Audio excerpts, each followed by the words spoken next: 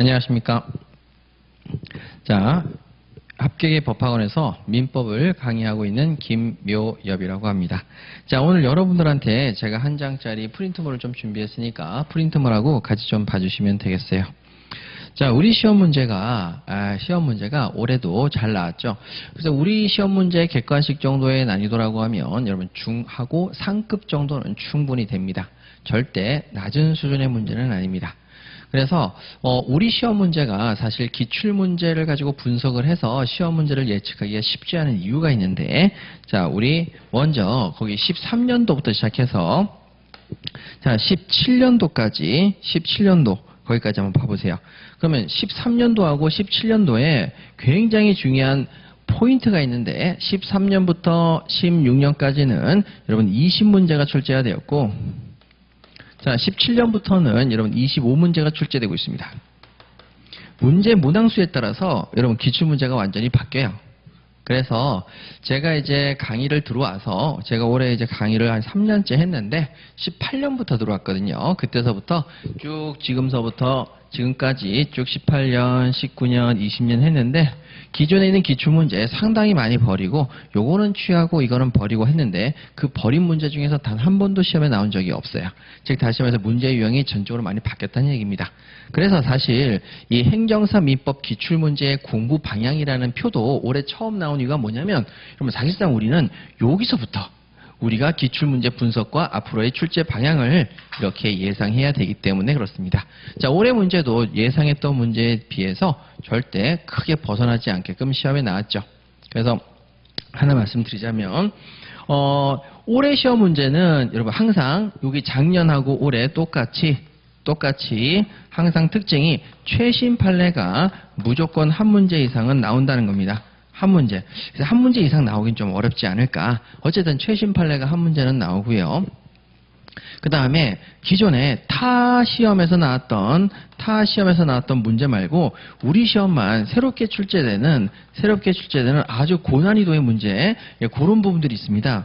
그래서 새롭게 출제되는 문제들이 있기 때문에 우리 시험은 단순하게 암기만 가지고 대비하기에는 상당히 어려워요. 그리고 행정학이나 행정법과 같은 아주 어려운 부분에 시험도 같이 포함되어 있기 때문에 여러분들이 안정적인 점수를 얻으시려면 민법에서 고득점을 받아야 됩니다. 그래서 고득점을 받기 위해서는 어떻게 해야 되느냐라는 거죠. 솔직히 말씀드리면 지금까지 요 4년 동안 시험 문제가 출제되지 않은 부분에서 계속 나오고 있고, 앞으로 출제될 부분들이 상당히 다양한데 여러분들에게 한눈에 볼 수 있게끔 하기 위해서 자료를 정리했거든요. 자, 우리가 가장 중요히 생각해야 되는 것은 별표가 3개짜리입니다. 자, 별표 3개짜리는 뭐냐면 8년 동안 출제가 6회 이상 출제된 부분이죠. 8년 동안 6회 이상 출제됐다는 얘기는 8년 거의 매년 시험에 출제 나왔다고 보시면 됩니다. 그리고 기출문제 중에서 매년 출제되는 부분도 있어요. 그래서 예를 들어서 뭐 법인의 불법행위 책임 중간쯤에 보시게 되면 한 해도 빠짐없이 나왔고, 자연인의 행위 능력도 한 해도 빠짐없이 나왔고, 그 다음에 밑으로 쭉 내려가셔가지고 조건과 기한이라든지 기간, 이런 부분도 한 해도 빠짐없이 8년 동안 계속 출제가 됐습니다. 그리고 7번 출제된 것도 있고 6번 출제된 것도 있어요. 그래서 8년 동안 6회에서 8회가 연달아 출제된 부분 굉장히 중요하죠. 별표 3개짜리입니다. 그 별표 3개짜리에다가 그 다음에 여러분 4회에서 5회 정도 출제된 것은 별표 2개입니다.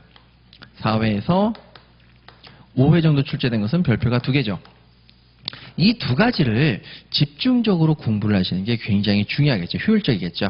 그래서 여기 부분을 집중적으로 공부를 하시고, 별표 하나짜리나 별표가 아예 없는 부분은 제가 여러분들에게 선별해서 찍어드려요. 올해는 이거 나올 것 같으니까 한번 해봅시다. 요거 나올 것 같으니까 한번 해봅시다. 이런 식으로 찍어드려요. 그래서 그 찍어드린 문제를 가지고 여러분들이 문제를 푸시면 되겠습니다.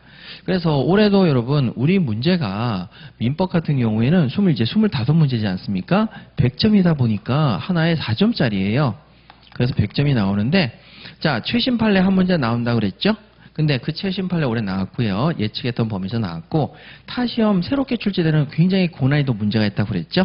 예, 그 고난이도 문제들이 여기 4회나 6회 이런 데 대거 포진해 있어서 우리의 시험 문제를 굉장히 수준 높게 끌어올리고 있다. 예, 그렇게 생각하시면 되겠고, 그 다음에 여기 특징이 또 하나 있어요. 만점 방지용 문제, 만점을 방지하는 문제를 무조건 한 문제는 내게 돼 있어요. 틀리라는 거죠.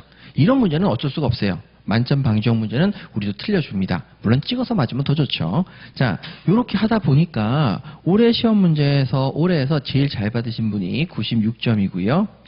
보통 뭐 80점 이상은 다 받으셨어요. 그러니까 굳이 따지자면 5문제 정도 틀린 게 최대 많이 틀린 거다. 물론 그보다 더 틀리신 분도 계실 수도 있는데 여러분 절대 이 80점 이상의 점수는 안정적으로 확보하실 수 있도록 여러분들에게 올해도 가르쳐 드렸고 여러분들에게 충분히 그 정도 대비할 수 있는 시간을 드렸죠. 여러분들도 그래서 굉장히 좋은 점수 잘 받으셨고요. 그래서 여러분 여기 나와 있는 이 행정사 시험 문제는 그럼 이제 어떻게 될 것이냐? 앞으로 조금 더 어려워질 거라고 예상합니다. 지금 문제의 난이도를 조정을 보면은 옛날 20문제는 이건 언급할 가치도 없습니다. 요 문제를 가지고 앞으로의 예측을 한다는 건 택도 없는 거예요. 여기 문제는 수준 이하 문제들이 상당히 많습니다. 문제 수가 적었는데 왜 수준 이하가 많으냐? 그건 제가 말 안 할게요.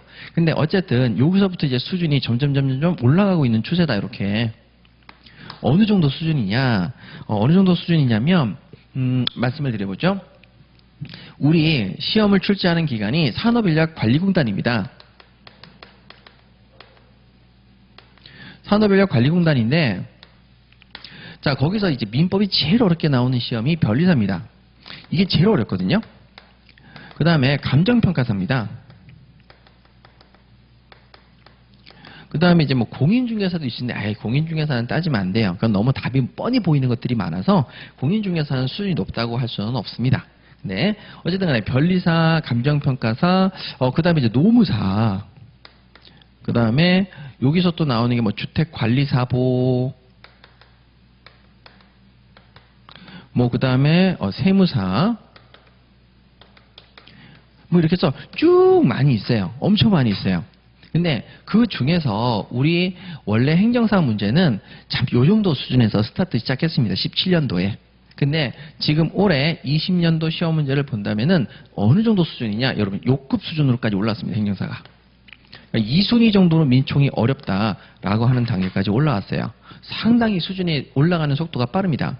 즉 다시 말해서 행정사라는 그 자격증이라는 하는 것 자체를 굉장히 행정기관에서 적극적으로 키우겠다는 의사가 너무나도 명백해요. 그래서 문제 수준이 절대 낮지 않습니다. 자부심을 가져도 될 정도로 하시면 되는 거죠.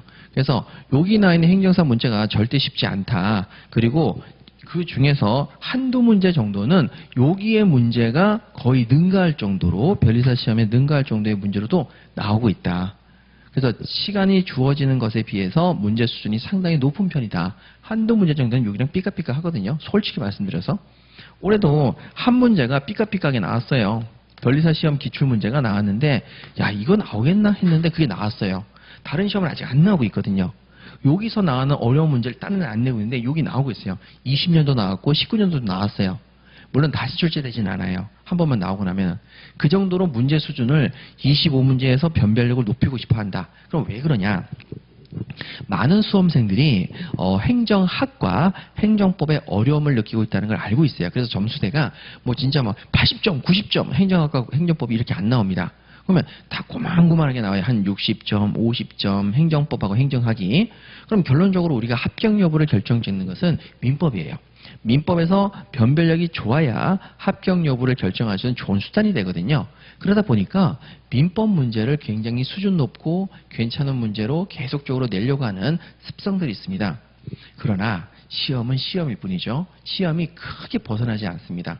그래서 앞으로 여러분들 민법을 공부하실 때에는 두 가지를 철저히 기억하셔야 되는데 옛날형 문제는 즉 여기서부터 여기까지 요때까지만 해도 기출문제만 달달달 외워서 들어가면 어느 정도 점수는 나왔는데 올해 문제부터는 기출문제만 달달달 외운다고 해서 점수가 일정 이상 나오기가 좀 어렵습니다. 물론 기본적으로 뭐 40점 좀 넘어서 50점까지 나올 수 있는데요. 50점까지 나오는데 기출문제만 외워도 이해 없이 그냥 암기만 해도 50점 이상은 나오는데 그 점수가 좀 떨어져요. 왜? 평균 60점이 돼야 되니까 다른 데서 점수가 안 나오거든요. 그래서 우리가 민법을 공부하실 때에는 앞으로는 다음과 같습니다.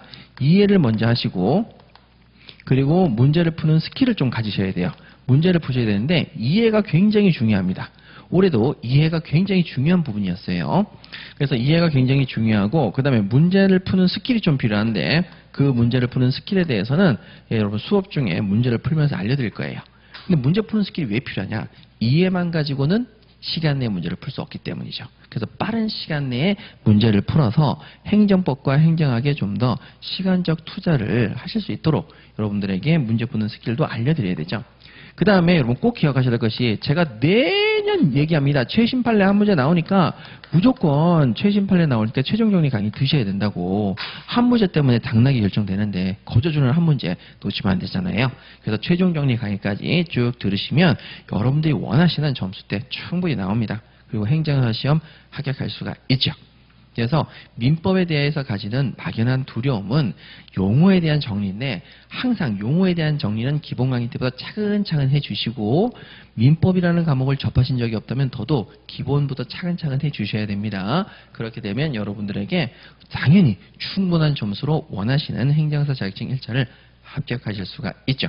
예, 그래서 여러분 올해 시험 문제를 딱 보면서 느낀 게 이해를 수반하지 않은 공부는 점수를 따기 어렵다. 그렇게 말씀을 드릴게요. 그리고 수업을 따라오기만 해도 무조건 80점 이상은 아주 너끈하게 맞으시고 90점도 충분히 바라보고도 남는다. 다만 여러분들께서 공부하시는 시간이 좀 많지는 않아요. 행정사 하시는 분들이. 그래서 제가 항상 말씀드린 게 있어요. 다른 학원에서도 다 잘 가르쳐 주실 수 있는데 저는 다른 학원에 반밖에 안 가르쳐 드려요.